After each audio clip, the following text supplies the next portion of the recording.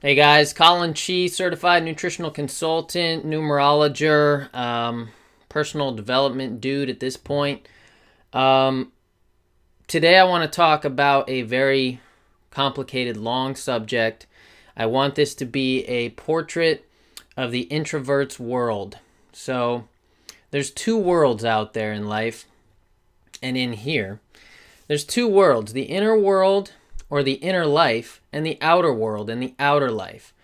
Um, People inhabit both worlds. However, in this extroverted, in this Western society that much more values extraversion than introversion, um, I want to give you a lot of quotes and a lot of awesome material and my life's work on essentially on introversion and some of my favorite quotes of philosophers of old that have really said it correctly about the differences between the inner world and the outer world and the life of an introvert. What is it like? What do we value? What is it for? This is not going to be a diatribe on the differences between introverts and extroverts. It's mainly going to be painting a portrait, painting a picture of the inner life and advocating for some people at some times in their life to take a step back from being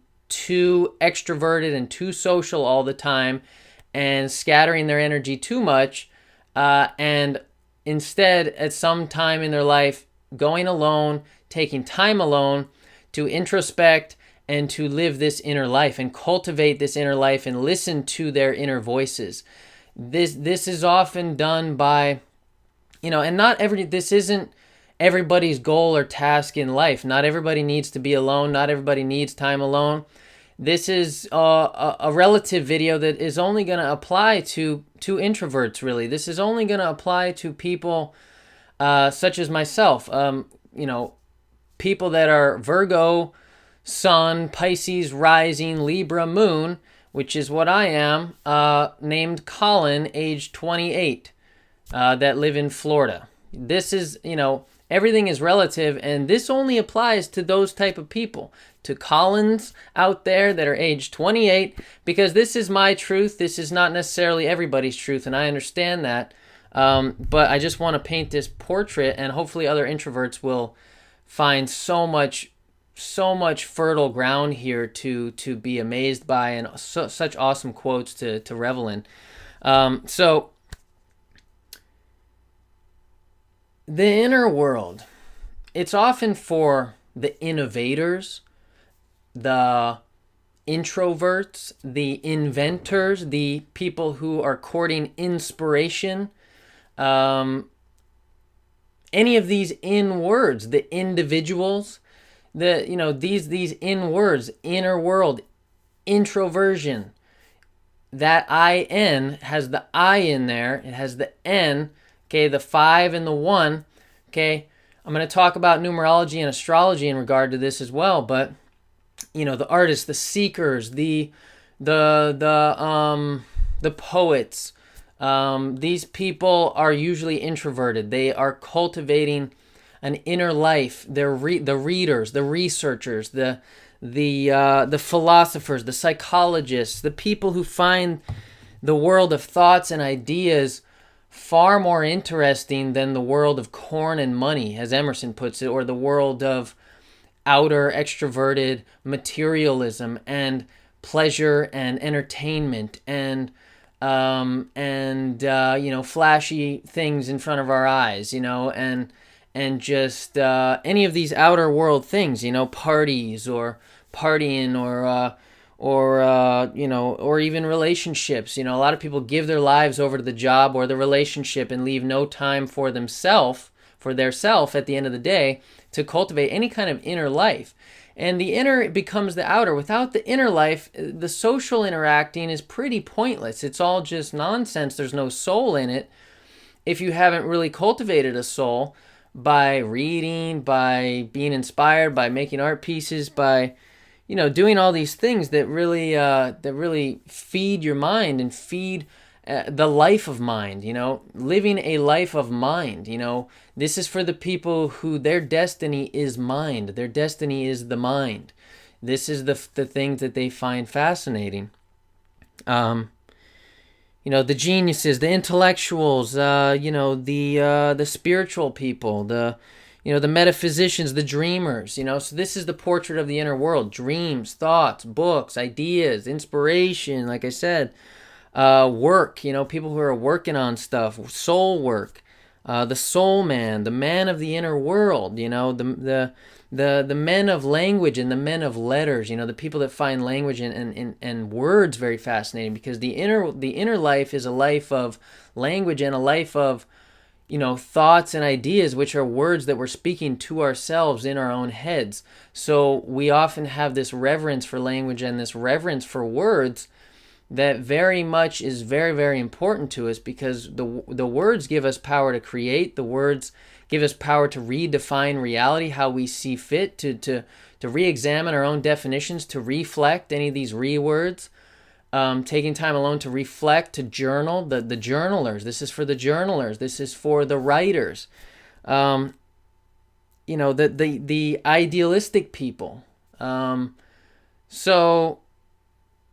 people who are dedicated to truth, the people who are dedicated to ideals and all these different things, whereas the outer world, again, the world of partying, the world of money, the world of material things, food, relationships, of course, you want to combine all this at some point. I'm not advocating to just live an inner life. I just want to paint this portrait for you guys and give you some awesome stuff.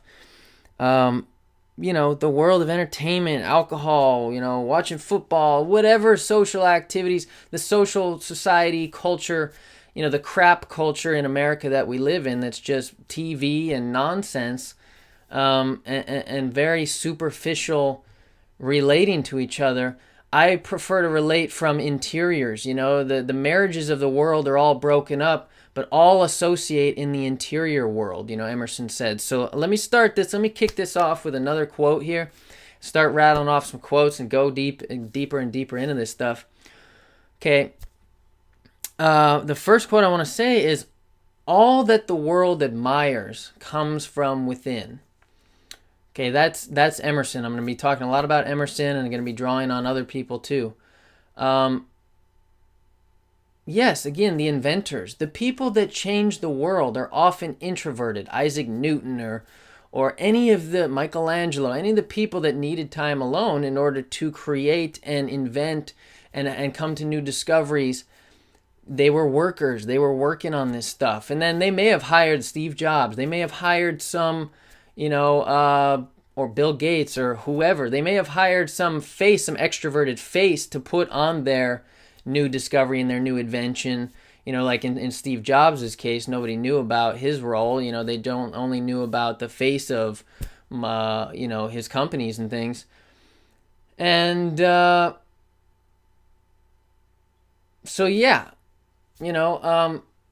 all that the world admires, what we really admire is all the stuff that comes from within. Spending time alone is where we are creating things. So, I want to put emphasis on trusting and obeying your thought and listening to your inner voice. Okay, like Emerson says, trust thyself, obey thy conscience. I have gone through an exhaustive listing of the different things that Emerson is saying about listening to your inner voice. Basically, all the synonyms he's using and descriptions he's using that he came up with to describe the value of listening to your inner voice. So, before I jump into that, let me really get going by starting at the most basic level with self-reliance. Okay, this is probably the most important essay on this subject, and this is going to really get my brain going, and we're going to really kill this one. So let's start it out with, to believe your own thought. To believe that what is true for you in your private heart is true for all men, that is genius. Speak your latent conviction, and it shall be the universal sense, for the inmost in due time becomes the outmost, And our first thought is rendered back to us by the trumpets of the last judgment. Familiar as the voice of the mind is to each, the highest merit we can ascribe to Moses, Plato, and Milton is that they set at naught books and traditions, and spoke not what men, but what they thought. A man should learn to detect and watch that gleam of light which flashes across his mind from within. More than the luster of the firmament of bards and sages, yet he dismisses without notice his thought, because it is his. In every work of genius we recognize our own rejected thoughts. They come back to us with a certain alienated majesty. Great works of art have no more affecting lesson for us than this. They teach us to abide by our spontaneous impression with good-humored inflexibility. Then most when the whole cry of voices is on the other side. Else tomorrow a stranger will say with masterly good sense precisely what we have thought and felt all the time, and we shall be forced to take with shame our own opinion from another. Okay? Detect and watch that gleam of light which flashes across his mind from within. You have to take some time alone if you are an artist and you're the type of person that is courting inspiration. Your life is lived in courting inspiration and trying to catch it when it occurs, and then immediately express it, turn it into art of some sort. Turn it into a video, turn it into a drawing, turn it into a painting, turn it into whatever the soul needs to express in that moment of inspiration. And you know, as an artist, that it's always better when you're in that moment of profound inspiration. You know that your hand can execute higher in that moment than what you're capable of in other moments, if you're a drawer or a painter. Somehow the beauty and the reverence and the profoundness of that moment speaks louder than your own technical capabilities. And you know that as an artist, so you have to court that inspiration, and you have to, at a moment's notice, be willing to say, okay, see you later, and get out of society, get out of your social setting into your zone to where you can instantly catch that inspiration and create that art before that moment passes. You know this as an artist. Okay, and that's why a lot of artists need to be alone. Trust thyself, okay? Trust thyself. Okay, the next one here. I'm going to survey all these other ideas, okay? But we're going to go through this. I shun father and mother and wife and brother when my genius calls me. I would write on the lintels of the doorpost, whim. I hope it is somewhat better than whim at last, but we cannot spend the day in explanation. Expect me not to show cause why I seek or why I exclude company.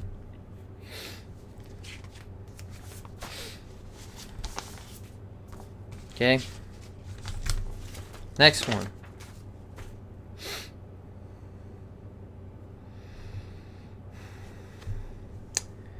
But your isolation must not be mechanical, but spiritual. That is, must be elevation. Okay, a lot of us, when we spend time alone, we simply run to our vices. We because we're not disciplined enough, we can't be alone, because we'll just sit there and watch TV, and we'll just veg out and overeat and do nothing and spend our time not very wisely, not be very responsible with our free alone time. So your isolation must not be a mechanical, psychological problem kind of thing. You need to isolate yourself only and purposely when you're trying to elevate yourself, when you're trying to elevate things. So, I have some of my own quotes that I've come up with, that solitude is progressive. That's one of my quotes that I came up with. And solitude is innovative, because if you spend that solitude wisely, and you're a type of person who has a lot that you fed into your mind, you can have an inner life without having, all these issues. You're going to be healthy in solitude. A lot of people think, oh, you're alone too much, you're not healthy, you need to get out there more. You need to get out there more.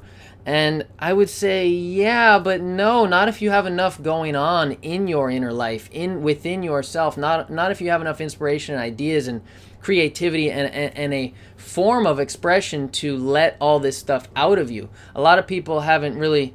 They have a lot to say, and they're philosophers at heart. They have a lot to speak to the world, but they don't really have a avenue of expression for it. With me, I use these videos. I'm also an artist. I make T-shirt designs. I'm a writer. I'm a poet. I have many forms of and ways to express what I need to say. Of course, the better you are at your art form, the more awesome and the more fulfilled you will be with this inner life, because you will have the facility to really get that stuff out efficiently, and that really keeps you going. You can keep that train of inspiration going. So live no longer to the expectation of these deceived and deceiving people with whom we converse. Say to them, O father, O mother, O wife, O brother, O friend, I have lived with you after appearances hitherto. Henceforward I am the truth's. Be it known unto you that henceforward I obey no law less than the eternal law. I cannot break myself any longer for you or you. If you can love me for what I am, we shall be the happier. If you cannot, I will still seek to deserve that you should. I will not hide my tastes or aversions. I will so trust that what is deep is holy, that I will do strongly before the sun and moon whatever inly rejoices me, and the heart appoints. If you are noble, I will love you. If you are not, I will not hurt you and myself by hypocritical attentions.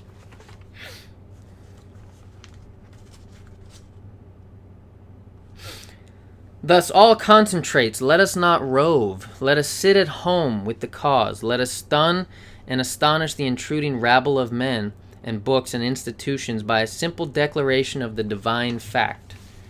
Okay, the divine voice that each of us has to say to the world. We need to trust that. So here's before I go further, here's some of the things. We need to trust and obey that teaching from within, that teaching for him from within, the bias of each individual, proprium, okay, the whisper which is heard by him alone.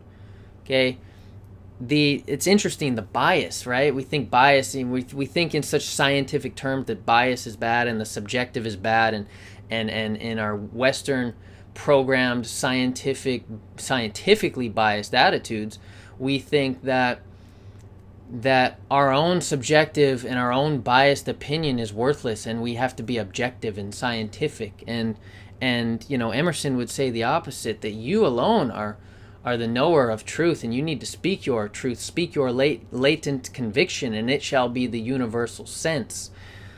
He says, a thought, obey the thought that's constitutional to the man, to you. Obey your magnetic needle. Listen to the delicate hints and insights. That's another inward. The man of the inner world lives for insights that come to him that he can then teach to the rest of the world. He follows the trails of each one of his thoughts to form new concepts and to make new worlds that can really create a world outside of you, a piece of art outside of you that is the result, that is the perceptual, sensual result, material result of a profound concept that you have come up with, that you have changed, that you have gathered from a deep insight that can change the world. Delicate hints and private. Listen to your privatist oracle. Okay, the province of nature which he knows, which you know, basically, your private thought and experience, the belief which you hold alone. Listen to the belief which you hold alone, and express the belief which you alone hold. The thought which you stand for, the deity in man, the grain of mustard seed, something which the contradiction of all mankind could not shake, and which the consent of all mankind could not affirm.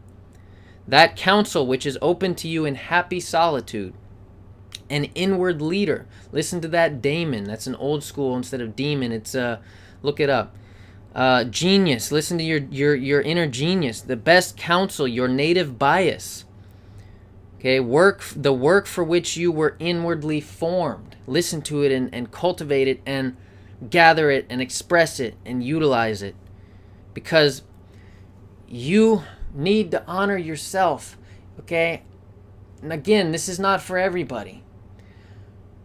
But for some people at some point in times in their life, going alone and being alone is a value for certain people at certain times in life, especially if you're, say, a number 7 in numerology, or maybe you're a, which is introspection. Maybe you are a Virgo, which is very much an introspective, introverted kind of sign. Maybe you're, any of these things. The background of your being, an immensity not possessed and that cannot be possessed. The pure nature, the voice of the mind. Gleam of light which flashes across his mind from within. You heard that one already. Obey your spontaneous impression. That's the inspiration, the insight that comes to you. The divine idea which each of us represents. Yourself, your soul, your inner light. A law of your own. The internal ocean. The helm. Okay? Yourself, your soul. Honor yourself and honor your own soul, because it's important. You are the only you here right now on earth, and you probably will be the only you that ever is going to exist in this time, in this space again. That is a profound and divine fact, that so you ought to really utilize your gifts and talents and express them, and not only, of course you have to have a balance. You can't be totally you don't want to be totally selfish, completely selfish. You don't want to be completely unselfish. You need a balance, of course. But again, this is for the introverted people. This is a portrait of the introvert's world that you are being let into. If you're extroverted, you may have other great qualities that us introverts need and admire. You may be very assertive. You may be very aggressive and a leader and a risk taker, and you may be more masculine. Some of these other qualities are very good qualities as well. It's just a different place on the spectrum. Okay, you may be an Aries, a number 1, extroverted, more, but yet. So I will talk about astrology and numerology, but I don't want to get into that just yet. But what I'm saying is, like, you may be ruled by the sun. You may be, the moon. This is all about the feminine moon kind of characteristics here. In our Western society, we have too much emphasis on masculinity and on extraversion. This is representing of the feminine side, more feminine subjects, more moon kind of stuff. Okay, emotions, your ideas, your thoughts, your emotions, your inner life. Okay, if you're thinking about astrology, the sun versus your inner world, you could see the conscious self as the sun, the moon as your unconscious, and your rising sign as your persona. This would be advocating more than anything the cultivation of the moon, the unconscious, like Carl Jung, looking at your dreams and journaling about your dreams and dissecting your dreams. This is the unconscious that we artists and that we writers and we poets and we inventors and innovators really, and scientists even, or quantum physicians really, or metaphysicians really seek to understand. Back to some of this.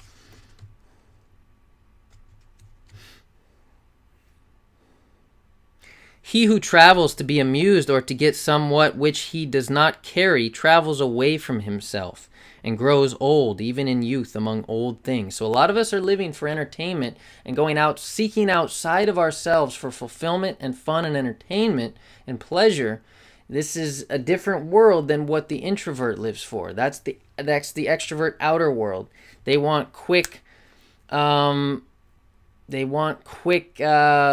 pleasure and feedback, because the extroverts rely primarily on dopamine, and which is the pleasure, the reward system that they need, quick action and feedback, and whereas introverts rely primarily more on acetylcholine, which is more related to the parasympathetic nervous system. It's more of a relaxed, calm, home life kind of inner life and thinker, a deeper thinker, a thinker that doesn't think as quickly, is a more slow processor of things, right? Because they're on the acetylcholine pathway, whereas the extroverts are on the dopamine pathway in their brains. The brains of introverts versus extroverts are very different. The pathway of retrieving and recalling memories is very different. That's why extroverts can think on their feet and give you quick-witted answers and things like that.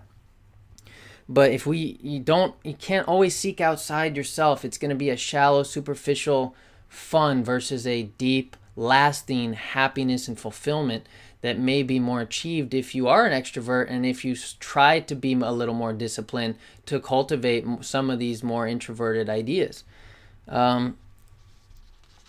Okay, so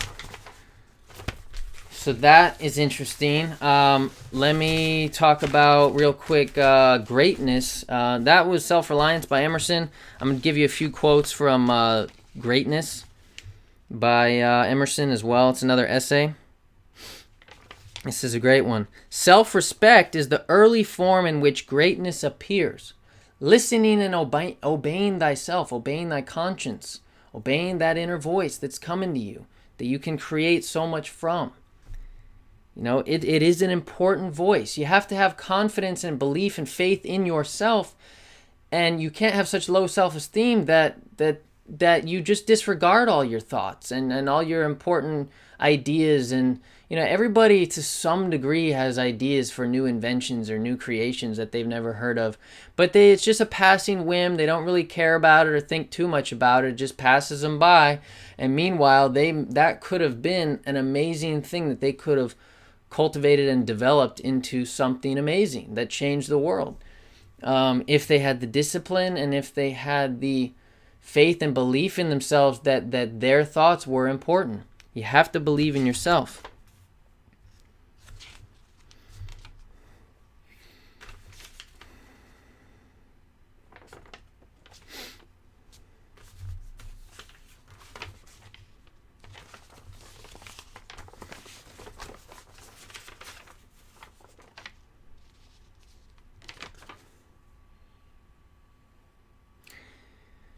Okay, a point of education that I can never too much insist upon is this tenet that every individual man has a bias which he must obey, and that it is only as he feels and obeys this that he rightly develops and attains his legitimate power in the world. It is his magnetic needle which points always in one direction to his proper path, with more or less variation from any other man's.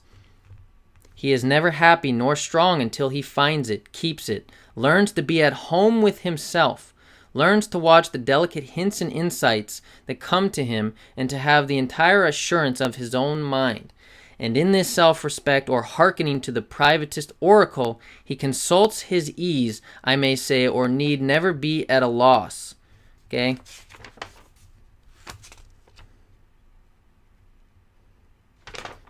Very interesting. Very, very, very interesting. The scintillations of greatness we must listen to that come to us. Okay? Man is that noble endogenous plant which grows like the palm from within outward. Okay? What is inmost becomes the outmost. You can change your life by changing what's in here. You can change your psychology by beginning to act greater than you feel. Okay, that may sound a little artificial, and that may sound a little contrived and a little fake, like you're being fake or something. But that is the concept of neuroplasticity. Act greater than you feel. That will start to change your neurons into making new connections that will actually eventually make you feel better. It's the old maxim, fake it till you make it, or I heard faith it till you make it, which is much better, I think, because the whole fake thing I don't agree with. You don't want to be fake. You want to be honest with yourself at all times, but you also have to choose your denial. Everybody has their small amounts of denial, but don't live too much for escapism and distraction and entertainment and living in denial, and don't be too afraid and lazy to delve into your own mind and try to improve yourself and improve your mind and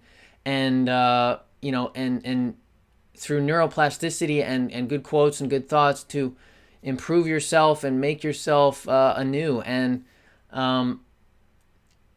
a lot of people are too afraid to look at themselves because it's painful to look at yourself because you see your inadequacies, you see your problems. Hence why people look to escapism and drugs and distraction. A lot of people out there are seeking to actually numb their minds and quiet their minds and shut it off because they can't stand their own mind. I heard a great quote from Tom Waits that was, I always thought that drugs were, what did he say? I always thought that, what was it? People that couldn't handle drugs, I have to find that one. I'll have to put it here somewhere. Something about basically that you can't people that face that reality. Okay, this was it. Reality is for the people that can't face drugs. Interesting, right? So yes, drugs can let you into realities of your own mind. Drugs can be useful in some ways if you're not, again, running to your vices and overusing them and just, being abusive with them and abusing drugs and using them for the wrong reasons to numb and escape from your own self and your own mind, as opposed to go further inward and closer and dive deeper and deeper into the self. You can use drugs for either purpose. It can go either way. Oftentimes, drugs just amplify your mind and amplify everything that you're already feeling. So I don't know how for some people, I don't know how it actually numbs their mind. It makes them actually a lot worse, and it's a vicious cycle.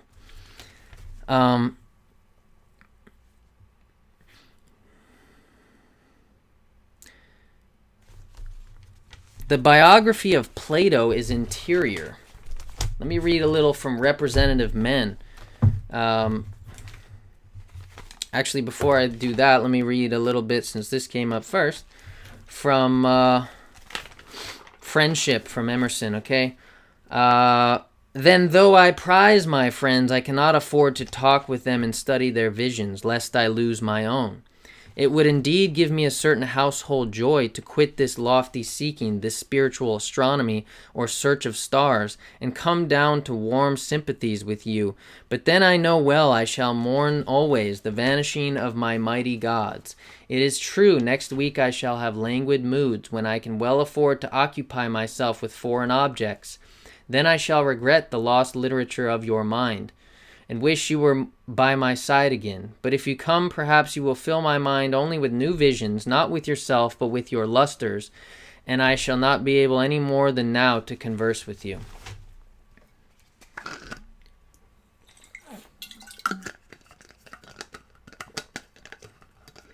Okay, he's going to miss the mighty gods that the inspiration, the profound thoughts that he wants to inflict upon the world, to change the world.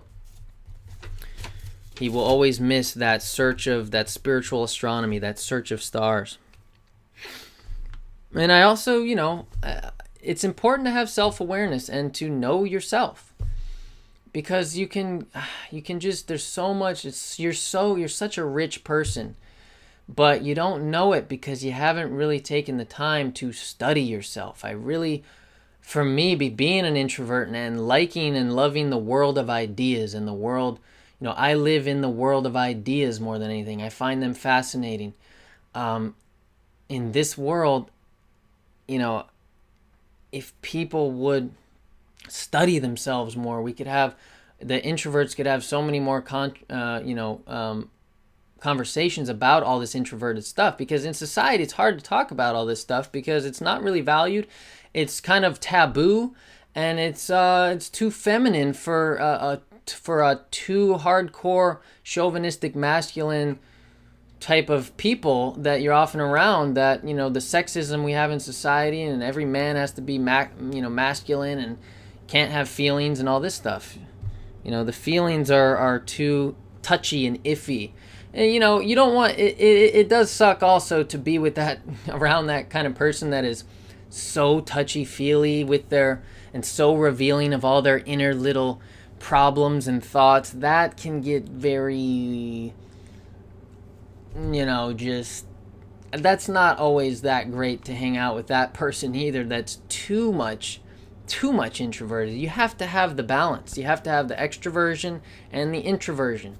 You gotta have the balance. However, some of the greatest geniuses, they were not balanced. They were just completely introverted and excluded everybody from their life and just went with it, but they were geniuses. Yes, you should believe that you are a genius and that you are a prodigy and that you can change the world, but you gotta have a little balance to some degree from time to time, Anyway. But the biography of Plato is interior. We are to account for the supreme elevation of this man in the intellectual history of our race. Okay, the intellectual history. Not just the... we have... So let me apply this to life real quick, in the normal everyday life. People ask you, what are you up to? Right? That's a question people ask, or you ask it yourself. What are you up to? And a connotation or an image comes with that question almost, or a programming that we have to report. We become the reporter, the person that answers that question. Report what activities and what outer world things we've been up to lately. What things we've been doing. We went to the football game the other day, and we watched this movie on TV or this show, and we saw Billy, and he was depressed, and we couldn't be around him because we just had to leave, or whatever. We report about what we did, physically, on a physical outer world activity kind of level. A better question for the introverts, and what I like to ask, is what have you been thinking about lately, or what are you learning lately? Because the introverts are the learners, the seekers, the researchers. So I like to hear about what you've been learning lately, because that's a different world. Or what have you been thinking about lately? Or instead of saying, how are you, it's interesting to say, where are you? Because what we really want to get at is, because everything is relative, we really want to get at where in your mind you are inhabiting. What realm of thoughts are you inhabiting in your mind about what type of subject? So where are you versus how are you? How are you forces us into this moral judgment upon our day and ourselves. How are you? You have to say good or bad. It comes with this connotation, right? It comes with this programming, this, because our culture values certain things. How are you? It's a moral judgment you have to force. No, I don't want to tell you how I am. I simply am. I simply exist. I don't want to force a moral judgment, put myself into a box that I am, today I feel shitty or today I feel great. I don't like to do that, because that really limits yourself, and that programs you to act that way the rest of the day. So if you say, oh, I'm tired, at work we say I'm tired a lot, how are you? I'm tired, man, And then the rest of the day you go through your day being tired because you programmed that and structured that vibration into your body, and you're acting upon that vibration and that frequency. Again, where are you? It's more interesting to the introvert, the portrait of the introvert's life here. Okay? Great geniuses. I did an art piece on this. So a lot of this stuff you may be able to find at my, I'll put some links below to some t-shirt designs. I have a t-shirt that says just simply introvert on it. I've sold a number of them online, and it just, you can rep that you're an introvert, and it may allow for a conversation with a person that you thought was an extrovert, but was really just acting like an extrovert and really just was more of an introvert. And you might have new friends from that t-shirt alone, because it's a signpost, from your soul that you're representing outward in that extroverted world, that I'm an introvert, and so it opens up a whole new world of conversation. So I'll put some links below to some places you can check out, maybe some of my art pieces or some of my t-shirt designs. I have a t-shirt design on this one right here. Check below in the description. And also, if you want a consultation about personal development consultation, or numerology, or or nutrition consultation, this is all under the heading of personal development that I consult people on. Hit up collinchi@gmail.com below in the description for any of that. But here we go. Great geniuses have the shortest biographies. Their cousins can tell you nothing about them. They lived in their writings, and so their house and street life was trivial and commonplace. Okay, let me read it again. Great geniuses have the shortest biographies. Their cousins can tell you nothing about them. They lived in their writings, and so their house and street life was trivial and commonplace. Because it's not important to them. What was important to them was their writings. That's where they lived. I also like to ask people, where do you live? And what I really mean is not physically, externally, where's your house at? I mean, where do you really come alive?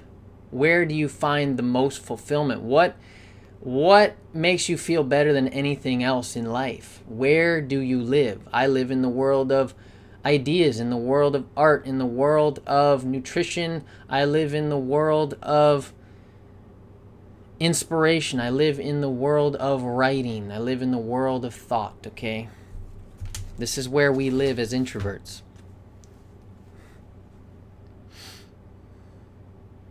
Okay, this is from Representative Men by Ralph Waldo Emerson. That's where I just read some of those. This is still from Representative Men. Some interesting ones. I like this one a lot. Among eminent persons, those who are most dear to men are not the class which the economists call producers. They have nothing in their hands. They have not cultivated corn nor made bread. They have not led out a colony nor invented a loom. A higher class in the estimation and love of this city-building, market-going race of mankind are the poets, who from the intellectual kingdom feed the thought and imagination with ideas and pictures which raise men out of the world of corn and money and console them for the shortcomings of the day and the meanness of labor and traffic. Okay, some people are just more sensitive to the dust of everyday life and the small little perturbations that just fuck our souls up, because we're such soulful people. We can't handle the niceties and the stupid, phrases and stupid sayings that we have that are, in the workaday world especially. How are you? I'm good. That just kills our souls to relate on such a superficial level. So the poets from the intellectual kingdom, we feed the thought and imagination with ideas and pictures which raise men out of the world of corn and money and console them for the shortcomings of the day, right? So all the shortcomings and your day sucked, because you just went to work and it's just whack. But you go home, you create an art piece that really can conceptualize that and turn that into a profound universal truth statement that everybody can relate to. That is the value of art, and that is the greater the art piece, the more universal it is, and the more it can relate to everybody's experiences in life, I feel like. So interesting one.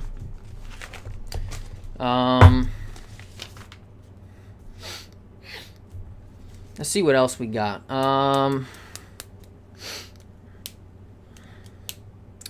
This is an interesting. The only true prosperity is a rush of thoughts.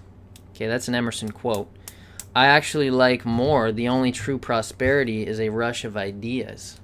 Okay, that's what makes me feel great and fulfilled, is profound ideas. Now I have all this energy. I've got to get it out. I got to get it on paper. I got to get this art piece out.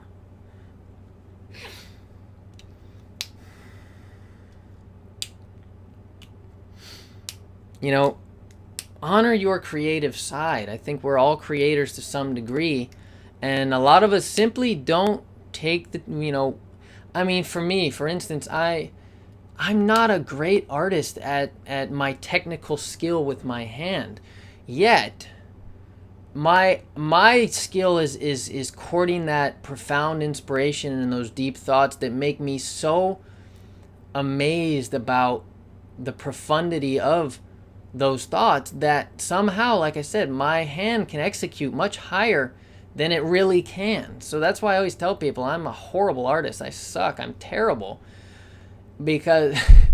but yet it comes out amazing somehow. I have no idea how every time that it comes out so incredible.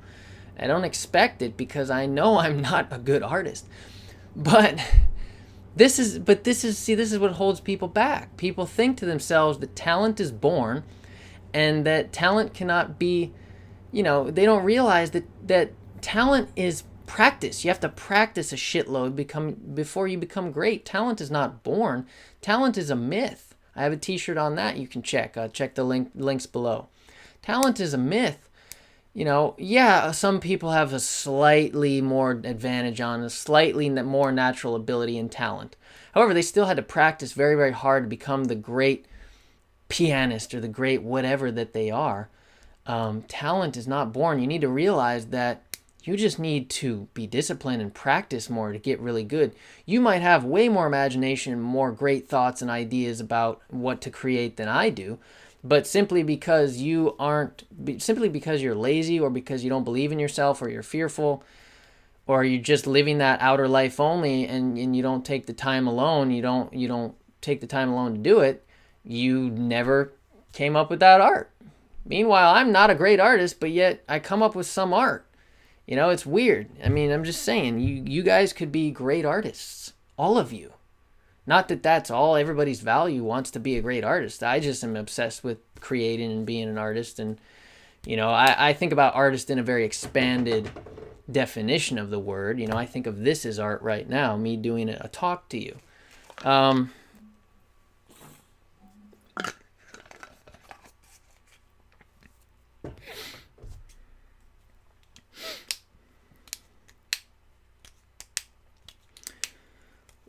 Maybe I can talk a little about go a little deeper into the astrology, maybe see what I come up with here. Everybody's different. If you look at astrology, realize how subjective everything is, and certain people just naturally are gonna be more extroverted. That's just the way it is. You might be more of a social person if you're, say, a Gemini, or if you're, say, an Aries, you might, be more of a talker if you're either of those two. Or, if you're a Cancer, you might be more introverted because that's related to the moon. Aries is ruled by the sun. Sun is, I suppose, considered a little more extroverted. You could think of a Leo as somewhat extroverted and social. Any of those things. Scorpios you could see as deep and intense and interested in mysteries and hidden things. So they, I would say, are generally more introverted. But it all depends. It's not all just about your sun sign. So again, the sun, the moon, ascendant. There's a lot to look at. There's so much rich in astrology.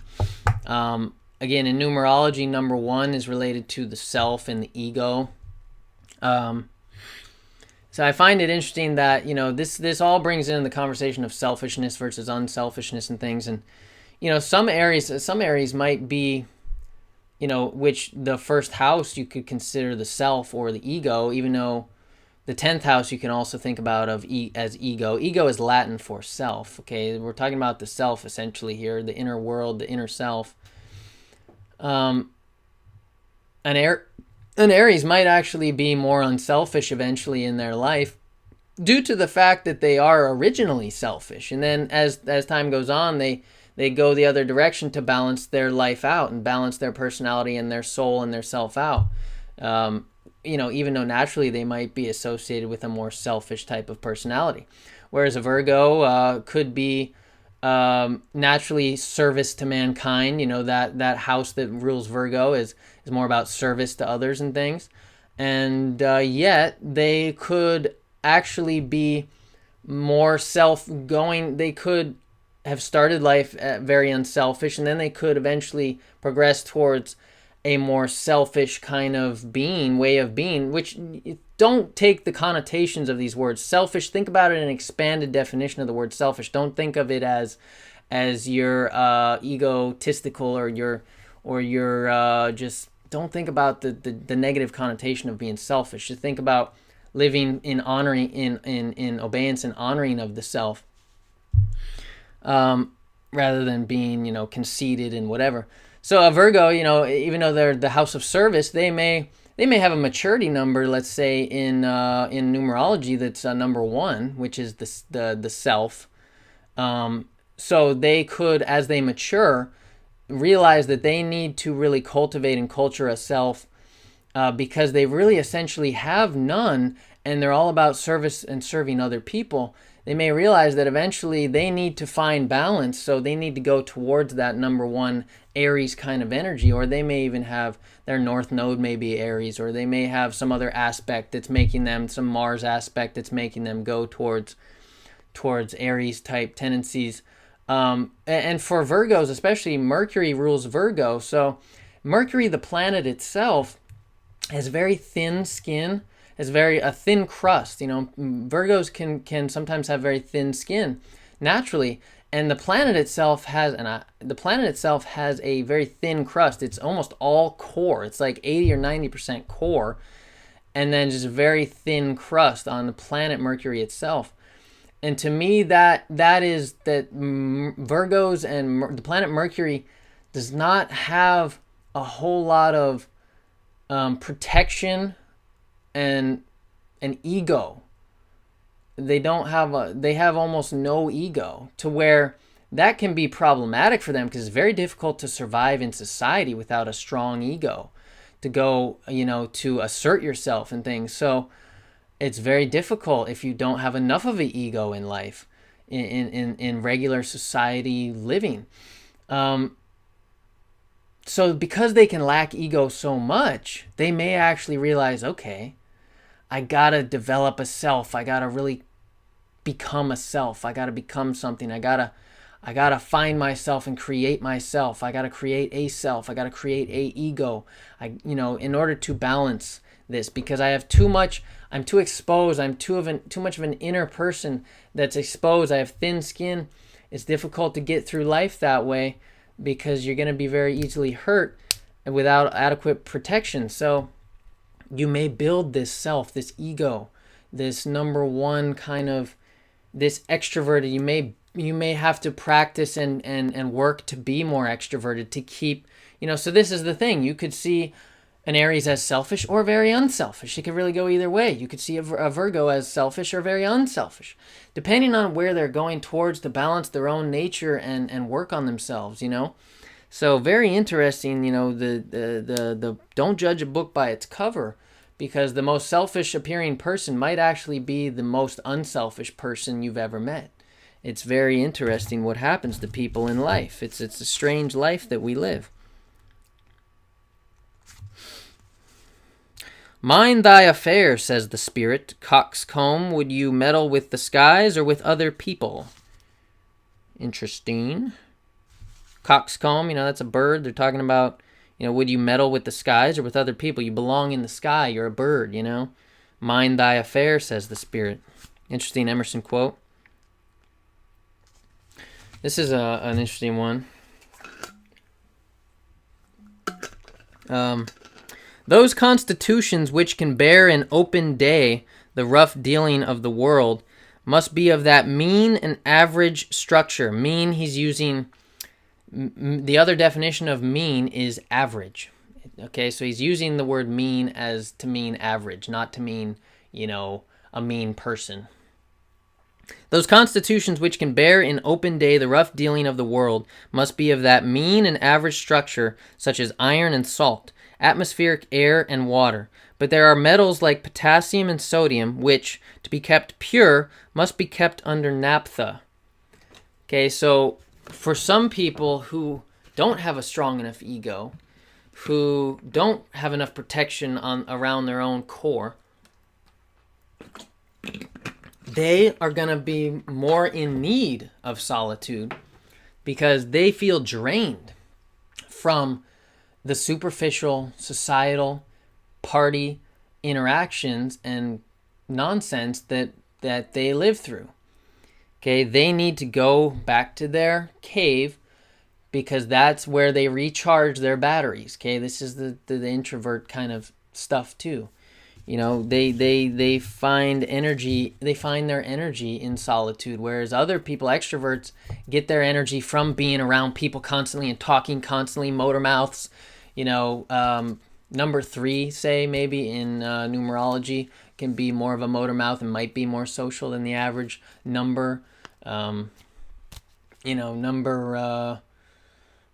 8s have pretty big egos, I would say, so they might be a much more extroverted, superficial on the material plane kind of. So the materialists, the number 8, the number 4, they're more materialists, so they may be more extroverted and stuff like that, business oriented in the world of money and corn and money, whereas 9, 7, 9 could be extroverted too, but 7 especially, 6 definitely, 2 could be a lot more introverted, and number 5 could really be a lot more introverted, being ruled by Mercury, number 5. Number 7 being ruled by Neptune could be more introverted. So number 2 being ruled by the moon could be more introverted. So things of this nature. Number 4 ruled by Uranus. So it could really go either way, but interesting.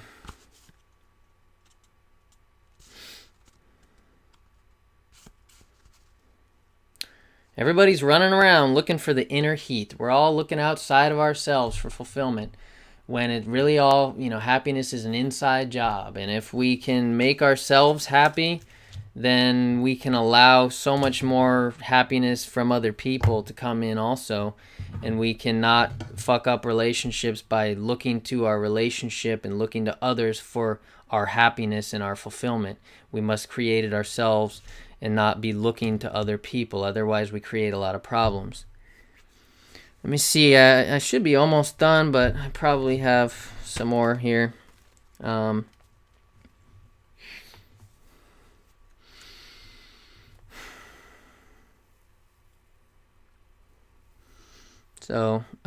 old soul thing. I think it's the introverts are the thinkers. The life of a thinker and the life of a soul man. We're the soul men, the thinkers. We might be a musician, you might be a scientist, but essentially you're a soul man, you're a thinker. And I really think that that kind of makes you an old soul if you are a thinker. Because you have taken so much time alone and you have thought so much about your own thoughts and about everything in life, that you really become an old soul very, very quickly, simply because your activity level in your mind is higher than other people that are actually seeking to numb their minds and seeking to distract themselves and get away from themselves. So very easy to live in distraction. I had a guy tell me, one of my older friends, this guy told me, Collin, he was an artist. He was a great artist like 20 years ago or something prior. He showed me some of his art pieces that were awesome, way better than mine, and he just let it go by the wayside. He stopped doing art at some point, and like 20 years prior, and because I was somewhat of an artist and around him somewhat, he started to make some more jewelry like he used to, and he started to do a little more art and things. And then he said to me, Collin, you're really doing it, because you're really doing the art thing. You're really doing it, man. And then he said to me this. He said, I've lived most of my life in distraction. This guy was so self-aware. He said that to me, and then this guy ended up dying like about 2 or 3 months later, and it was kind of a tragedy, because we were all around him. He was a great guy. He was very much an inner world type introverted guy. He loved the movie Powder, which is an awesome movie if you haven't seen it, that you should check out. It's a good introverted type movie. And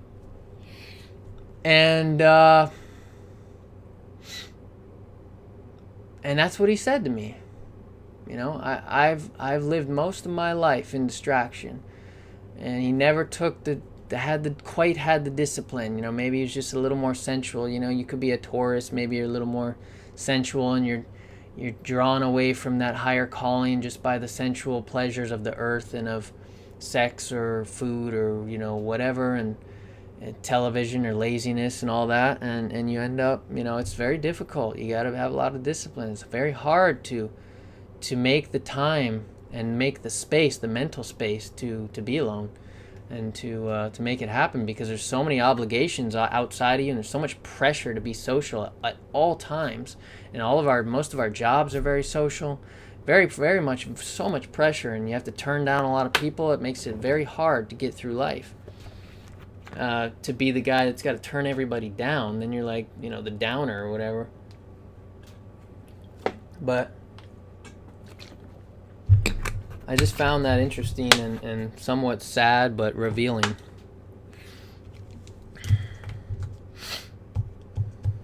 So again, you become an old soul because you've thought so much. You've been around here so much. You haven't been around in the outer world. You may be only 20 years old, but you act like an 80-year-old because you've been around here a shitload, a hell of a lot more than the average person. That makes you an old soul. You've experienced a lot in here and a lot within your own self, in your inner life. You've really lived a very long and extensive and deep inner life. That makes you an old soul very quickly, that gains wisdom very quickly.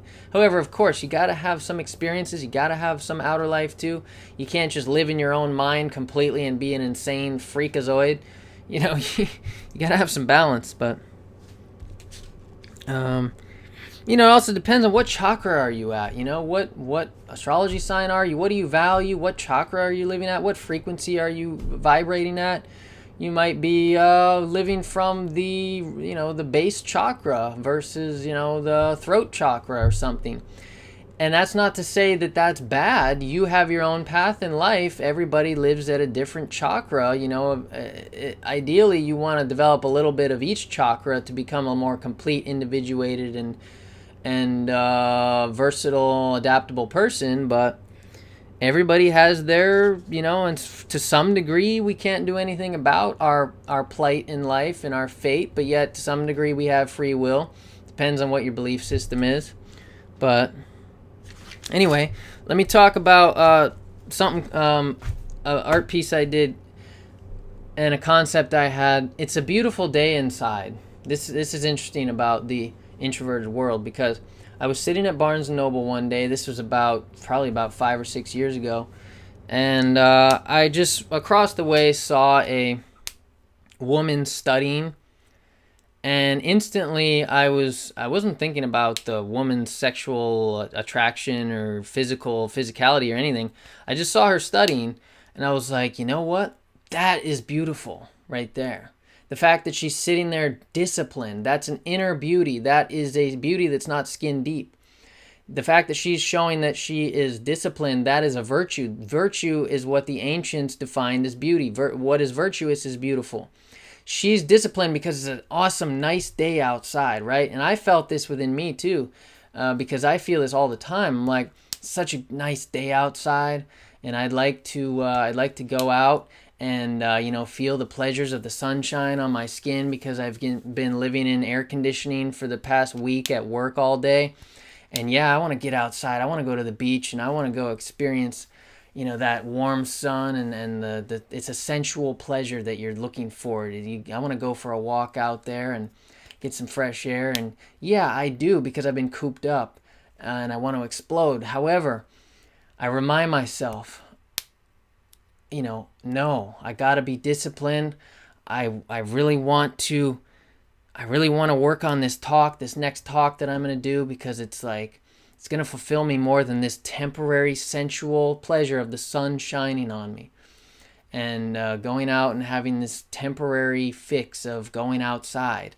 I love being outside. I hate being cooped up indoors. Yet I coop myself up all the time because because I know it's going to be more of a lasting fulfillment to really turn these ideas into gold and mine the nuggets, the gold nuggets that are in there, and pull them out and, make them amazing. And so it's a beautiful day inside. Everybody says it's a beautiful day outside. It's such a beautiful day outside. Come outside and play, come outside and let's go for a walk. Let's go for let's go to the beach. It's such a beautiful day outside. But what about it's a beautiful day inside? In a bookstore where that's beauty, that because you're you're living that inner life that's living for higher principles and higher ideals and higher goals that you have to achieve in life. That's discipline, that's virtue, that's beauty, that's real beauty, right? That's so it's a beautiful day inside, folks. And you can also think about it's a beautiful day inside your head. You can create a beautiful day in here. I have another drawing like that where, yeah, it's a beautiful day outside, but it's a more beautiful day in here because I've got a rush of ideas. That's prosperity. That's what makes me feel good. I got a rush of all this inspiration and thoughts and a new ideas for books I want to write, or new ideas for art pieces I want to do, or new ideas for, whatever talks I want to give. And I know I'm harping on all this, but I'm giving you different examples. So, and this is the theme of the talk, folks. This is a portrait of the introvert's world. So it's a beautiful, you got to do these psychological flips and switches on the programming that is our common phrases that we all say to each other all day. Have a good day. It's all about make a good day. If you're an artist, you realize that you got to make a good day. You got to be active, and you're a creator of your day, right? So you're not this passive have a good day type person. Every day is great if seen from the proper vantage point. So it's a beautiful day inside. Okay, remember that when people say to you, it's a beautiful day outside.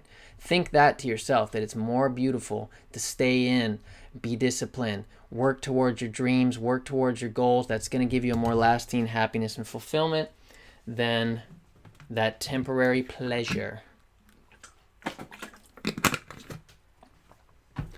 What else we got?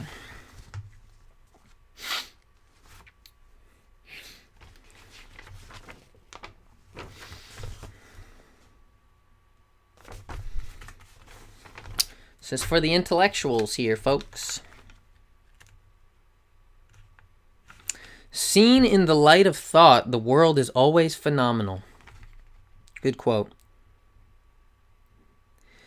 Everything is beautiful seen from the point of the intellect or as truth. You got to watch your thoughts. You got to watch them. They're coming. Thoughts let us into realities. Nations die by the decay of thought. Another Emerson quote. You got to have ardor to solve the hints of thought. I think that was Emerson as well. You got to have ardor to solve and reverence to solve problems, right? Suffering and solving problems. We think life is supposed to be perfect and happy and easy. Life is a lot of suffering. Life is a lot of issues, but we have to be problem solvers. Okay, we have to see a value in solving problems instead of trying our whole lives to avoid problems and avoid challenging ourselves. Okay, for some people at certain times in life, everybody learns lessons at different times of their soul's journey through lives and life and lives and different lives. So this incarnation may not be for you to be this monk. Okay, you may need to be the business salesman, whatever type guy that has his own awesome, great virtues as well. We are what we think about all day. Balance your labor by mental activity. Okay? But where does the power come from to see the race to its end? From within. Okay, that's a Chariots of Fire quote. I love that movie. Awesome movie about a runner / Christian. Not that I'm a Christian or believe anything. I don't want to get into the whole Christianity thing, but this was something I came up with. Ideas originate in the muscles.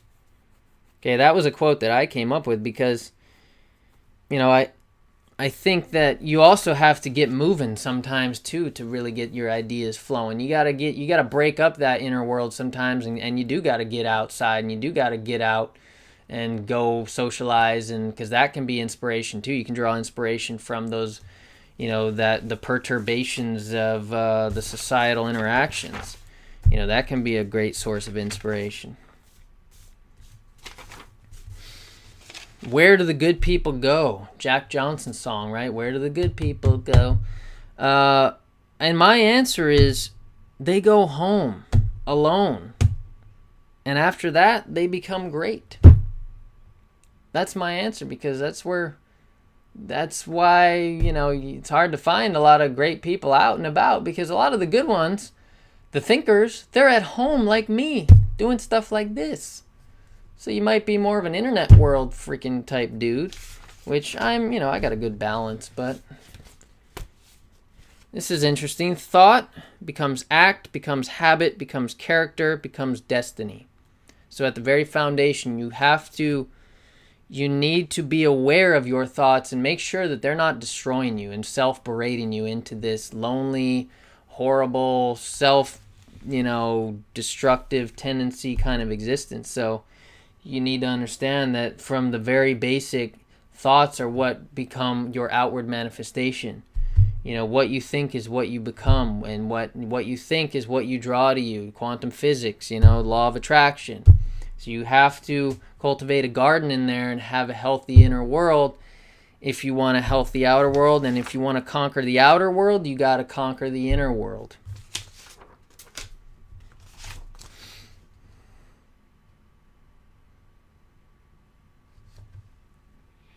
Trust the instinct to the end, though you can render no reason. Instinct, another in word. Okay? Are you a man of the world, or are you a man of the inner world? Or are you a little bit of both? Gentlemen, this is another Emerson essay. This is The Man of Letters. Gentlemen, I am here to commend to you your art and profession as thinkers. It is real. It is the secret of power. It is the art of command.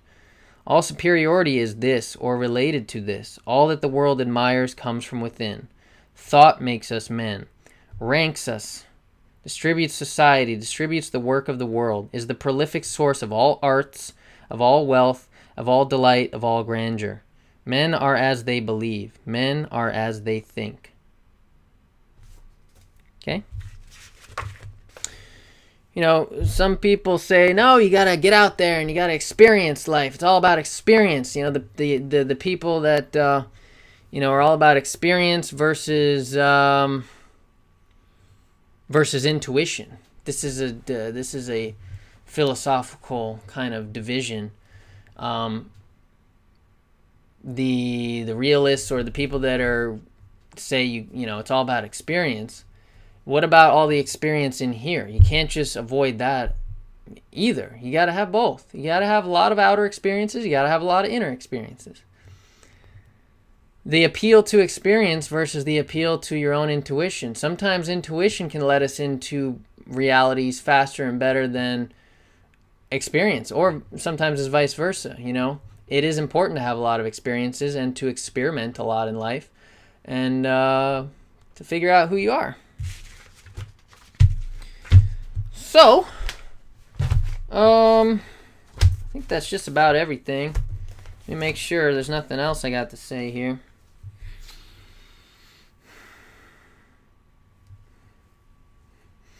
If you go into this inner world a lot, like I said, you can really solve a lot of your own problems and solve a lot of, a lot of people just don't want to grapple with all the existential dilemmas that we all live in and deal with from day to day.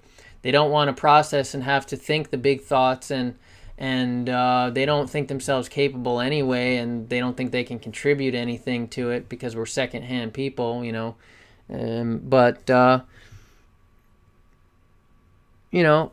don't want to grapple with the biggest questions of life because it's somewhat irritating to do so, and you feel helpless and hopeless, but there's a lot of fruit that you can bear from all that. From really, you don't want to have too many strict definitions about who you are and what life is, but you should have some of your own self and some of your own opinions. You should be somewhat opinionated, yet not be too rigid and not have too strict image of everything and definition of everything in life. You should somewhat obliterate your definitions as well. But don't be afraid to grapple with all those what is the meaning of life questions. Don't be afraid.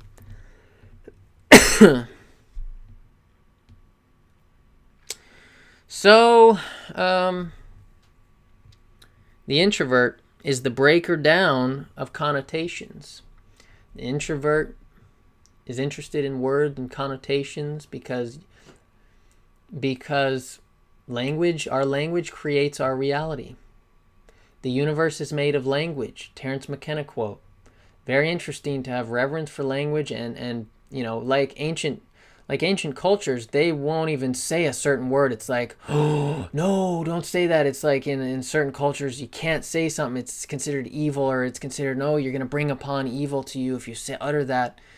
Some very ancient tribalist type of places.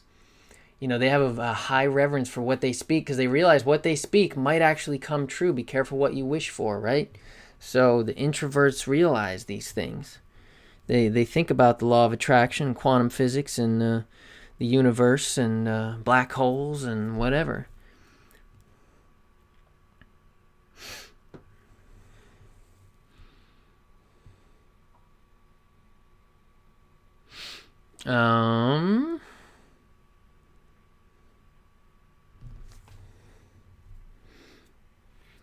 If you're born at night versus born during the day, or if you're born, there is the two hemispheres on the zodiac as well, which I think it's the upper hemisphere, or is it the other hemisphere? I think it's the hemisphere that's above the, from the 7th house to the 12th. I believe is the more social hemisphere of your zodiac chart. So if you have a more, I could be wrong about that. I'm not the pro at astrology. I forget some things sometimes, but I think that's correct. If I'm wrong, I'll correct it here. But just listen to what I'm saying. If that's the case, if you have more planets on that hemisphere, so the second half essentially of the zodiac, then you may be considered that you have more of a social type life to live than you do a inner introverted kind of life to live. That is something in astrology you should look at. Or do you have more planets on the lower, the lower hemisphere or the upper hemisphere? That'll tell you about social stuff, because that's I'm pretty sure that's it, because even though you're talking about Aries being a social, or a Gemini being social, astrology is very complex, and I'm pretty sure that's it. So, or there's another hemisphere division too, vertically. Now I was talking about the horizontal division between this hemisphere and this hemisphere on your zodiac, on your natal chart. There's also the division here that can tell you things if you have more planets on this side of your chart or this side of the chart. Look into that, because that's important.